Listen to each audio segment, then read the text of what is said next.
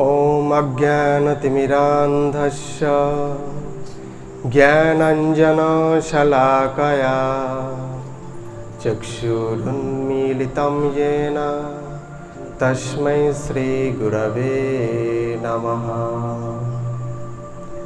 সকলকে ধন্যবাদ, প্রণাম। তো আসুন আমরা কৃষ্ণ কথায় আসি। আমরা সকলেই ঈশ্বরের আরাধনা করতে চাই। তার জন্য বিভিন্ন ভক্ত আমরা বিভিন্ন রকমভাবে উপকরণ জোগাড় করি, তাই তো?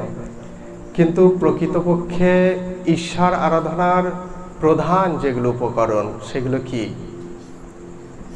এবং প্রকৃত ধার্মিক কে, সেই সম্পর্কে আমাদের একটু আলোচনা।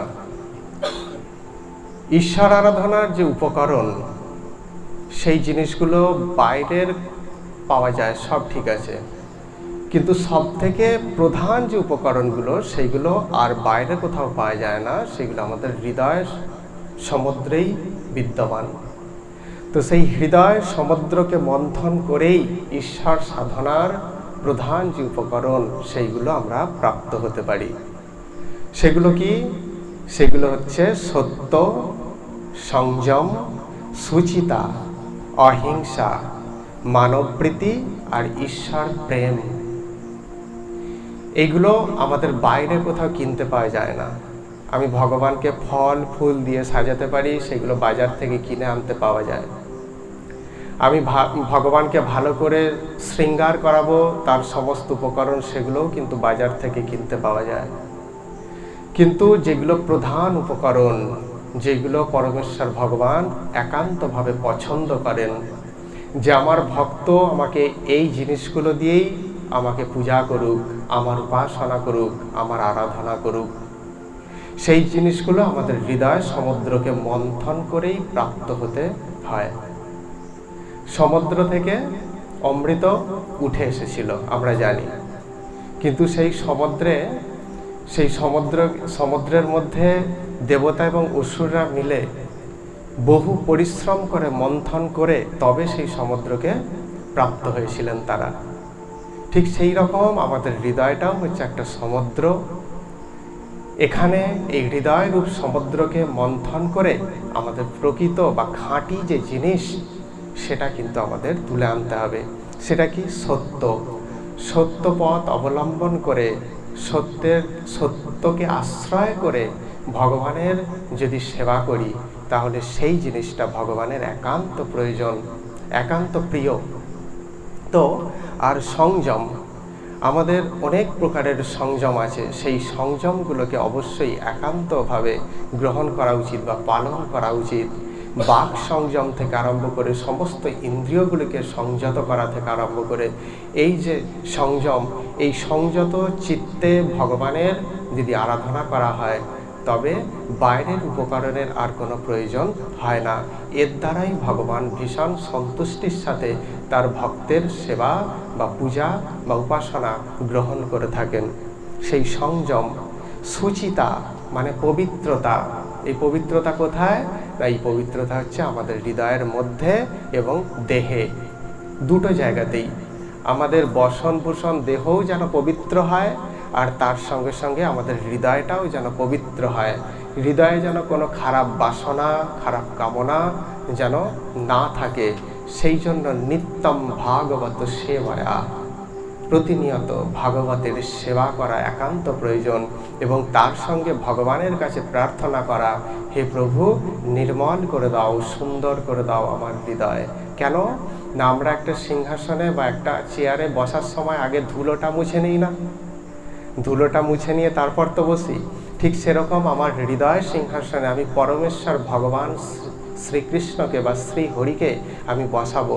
তাহলে সেই হৃদয় সিংহাসনটাও কিন্তু আমাদেরকে কি করতে হবে না, ঝেড়ে ফেলতে হবে। সেখানে যেন জড় কালিমা বা মলিনতা আমাদের মধ্যে না থাকে, সেইটিকে খেয়াল রাখতে হবে। এই সুচিতার মধ্য দিয়ে, সুচিতা মানে পবিত্রতা, এই পবিত্রতার মধ্য দিয়ে আমরা যদি ভগবানের উপাসনা করি, তাহলে অবশ্যই ভগবান সন্তুষ্ট হবেন। আর অহিংসা, এটা তো আরও সুন্দর একটা ফুল বলা যেতে পারে, অহিংসারূপ ফুল, যেটার দ্বারা পুজো করলে ভগবান সর্বাধিক সন্তুষ্ট হন। সেই অহিংসারূপ ফুল। অহিংসা মানে কোনো জীবকে কায় মনো বাক্য দ্বারা কষ্ট না দেয়া, আঘাত না দেয়া, সেটাই হচ্ছে অহিংসা। আমাকে খেয়াল রাখতে হবে আমার বাক্যের দ্বারা কেউ কষ্ট পেয়ে গেল না তো, আমার দেহের দ্বারা কেউ কোনো কষ্টপ্রাপ্ত হয়ে গেল না তো। কাউকে শাসন করতে গিয়ে বা ভালো কাজে যদি ভালো কথা বলতে গিয়ে যদি কারো গায়ে লেগে যায় সেটা আলাদা ব্যাপার, কিন্তু ইচ্ছা করে তাকে কষ্ট দেব এই জন্য এই কথাটা বলছি, এটাও কিন্তু এক প্রকারের হিংসা। তাকে সংশোধন করব তাই এই করা কথাটা আমি বলছি, এটা কিন্তু পজিটিভ, এটা ইতিবাচক, এটা ভালো। কেন না, আমার লক্ষ্য হচ্ছে তাকে সংশোধন করানোর জন্য। কিন্তু তাকে আঘাত দেব এই উদ্দেশ্য নিয়ে যদি আমি তাকে কটু কথা বলি, তাহলে কিন্তু সেটাও একটা হিংসারই একটা অঙ্গ হয়ে গেল, ভাগ হয়ে গেল। তো অহিংসার মধ্য দিয়ে আমরা যদি কৃষ্ণের সেবা করি, তাহলে সেই উপাসনাটাও হচ্ছে সর্বশ্রেষ্ঠ। আর কি মানব প্রীতি। আমরা আজ বর্তমান জগতে বহু ধর্ম করে ফেলেছি, তাই তো? কত ধর্ম আমাদের দেশে, আমাদের পৃথিবীতে। এই ধর্ম, সেই ধর্ম, ওই ধর্ম, এই ধর্মের লোক ওই ধর্মের লোককে হিংসা করছে, মার্ডার করছে, নিন্দা করছে। ওই ধর্মের লোক তার পাল্টা হিসাবে এদেরকে আঘাত করছে, তাদেরকে হত্যা করছে, তাদেরকে প্রতিনিয়ত কড়া কথা বা কটূক্তি করছে। এই জিনিসগুলো চলছে, কিন্তু ধর্ম বলতে সেটা বোঝায় না। এটা হচ্ছে মানব প্রীতি নয়। মানব প্রীতির মধ্য দিয়েই কিন্তু ঈশ্বর সেবা সম্পূর্ণ হয়। আমরা যদি মানব প্রীতি যদি না গড়ে তুলতে পারি, তাহলে ঈশ্বর সেবা কখনোই সম্পূর্ণ হতে পারে না। আর সর্বোপরি হচ্ছে ঈশ্বর প্রেম। ঈশ্বরের প্রতি প্রেম নেই, অথচ তাকে আমি হাজার হাজার টাকা দিয়ে শৃঙ্গার করাচ্ছি, তাহলেও কিন্তু সেই ভগবান কিন্তু তার সেবাটা গ্রহণ করবেন না সঠিকভাবে, মানে প্রীতি সহকারে কিন্তু গ্রহণ করতে পারেন না। সেই জন্য ঈশ্বর প্রীতি এইটার মধ্য দিয়ে যদি আমরা ভগবানের সেবা করি, তাহলে ভগবান সর্বাধিক সন্তুষ্ট হবেন। আর ঈশ্বরকে যিনি ভালোবাসতে পারেন, তিনি সকলকে ভালোবাসতে পারেন। কেন না, সর্বভূতের মধ্যেই, সর্বজীবের মধ্যেই কিন্তু সেই ঈশ্বর বসবাস করেন, তাই তো? তাহলে সর্বজীবের হৃদয় হচ্ছে ভগবানের বাসস্থান।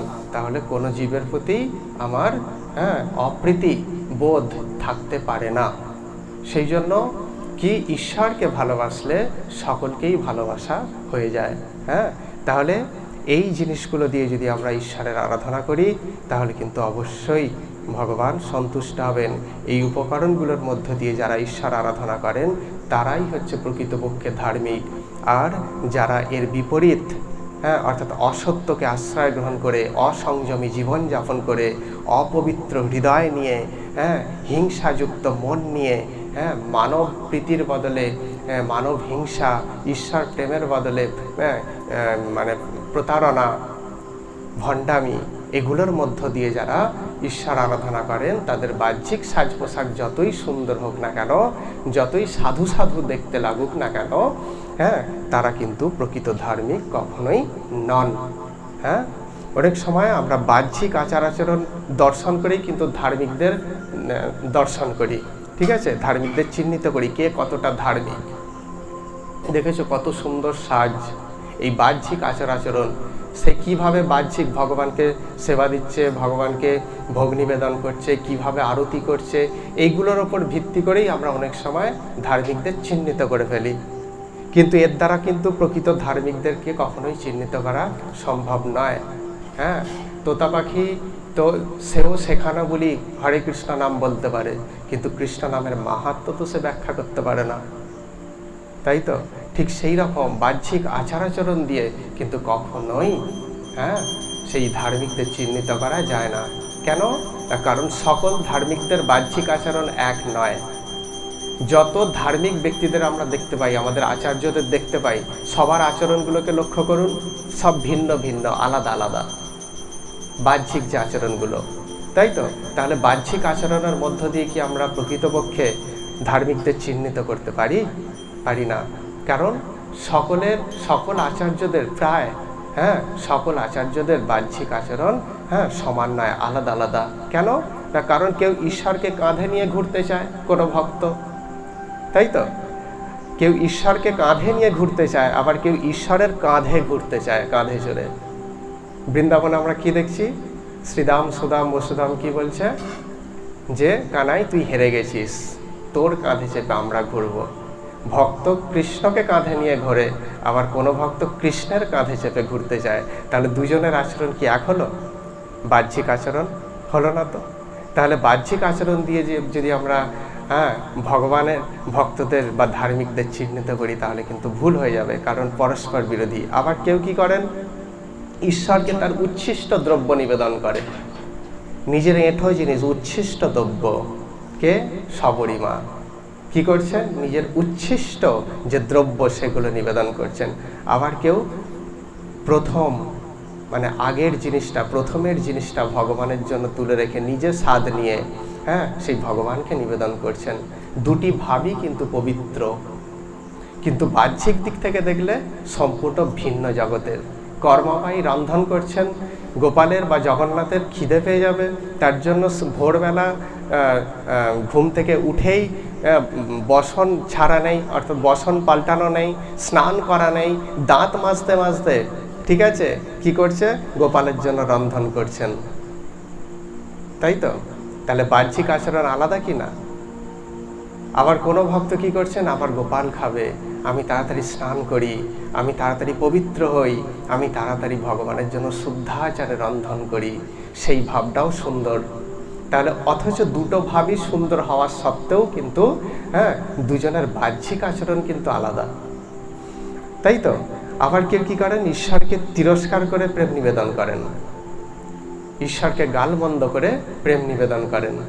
সখীরা, রাধারানী তাই তো করছেন, ঈশ্বরকে প্রেম নিবেদন করছেন তিরস্কার করে। আবার কেউ তাকে সোহাগ করে প্রেম নিবেদন করেন। তাহলে সমস্ত ভক্তদের যে বাহ্যিক আচরণগুলো আমরা দর্শন করি সেগুলো কিন্তু সবই কিন্তু বিপরীতমুখী। তবে বাহ্যিক আচরণ ভিন্ন ভিন্ন হলেও সকল ধার্মিক বা ভক্তের লক্ষ্য কিন্তু একই।